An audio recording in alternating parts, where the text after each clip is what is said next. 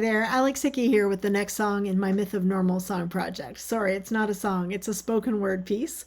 It's the first thing I've written for chapter 22. And that chapter is about race and class and about how these factors impact human health, people's experience of being in the world, and how they're both deeply ingrained in global Western culture. Dr. Mate starts the chapter off talking about his own experience and background, and then shares the experiences of a number of people he interviewed for the book. And I've also included a few of my observations to round things out. The piece is called Intersectionality. Each of us has our own story, our own identity, our own experience. For Dr. Mate, a precarious beginning, fear and near obliteration, the Nazi regime that robbed him in infancy of his mother's attention, her presence, denied them harmony and peace, their safety under siege. Then oppression under Stalin, growing up bullied by other kids who took one look and knew, he's a Jew. To be displaced in adolescence, to emigrate and be welcomed to new possibilities, granted the opportunity to adopt a new identity, white presenting, straight, middle class, man.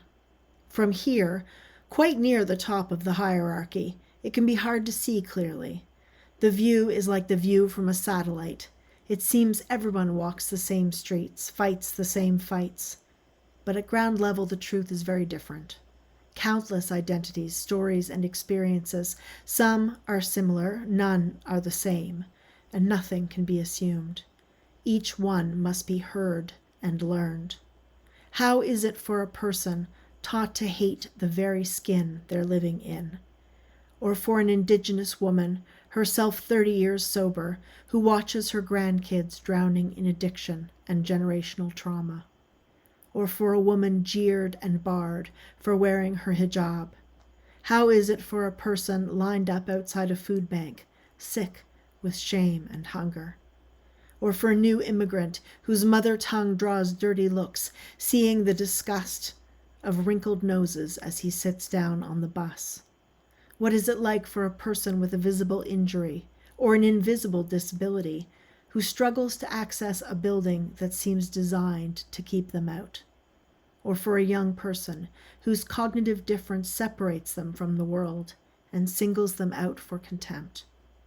And how is it for a woman outwardly successful, but always paid less, always needing to be obsessed with her appearance, hours put into grooming, terrified to age, scared to get too comfortable, never deemed as valuable as the mediocre young men coming up behind, who have half her smarts and a fraction of her experience? What about a homeless person, or a person with an addiction, a person who is depressed or anxious or schizophrenic? To have white privilege is to have the privilege of being white, to not be stopped by the cops for driving, walking, breathing while black or brown, not living under the scrutiny and suspicion, instantly assumed to be a criminal, an illegal alien, a degenerate. White skin grants a free pass, an unearned leeway that can be taken for granted, that will never be revoked. To have male privilege is to have the privilege of being male, to live in a world that sees everything first from the male point of view, that assumes that every man is the protagonist of their own story, and that the people around them are merely props and supporting characters. To have class privilege is to have the comfort of status and money, the approval of global Western culture that says, "Way to go," and hands over another mojito. Have a drink, and do not think about anything or anyone outside this clean and easy version of the world.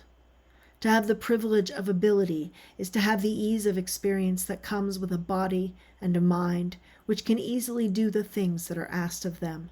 No limits on mobility or cognition, no brain fog or chronic pain.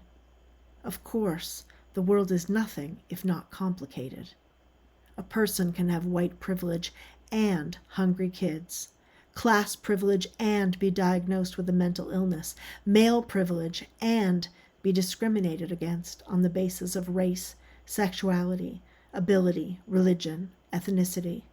One can be able-bodied and queer and poor and white and a woman all at the same time. That's intersectionality. Thanks for listening.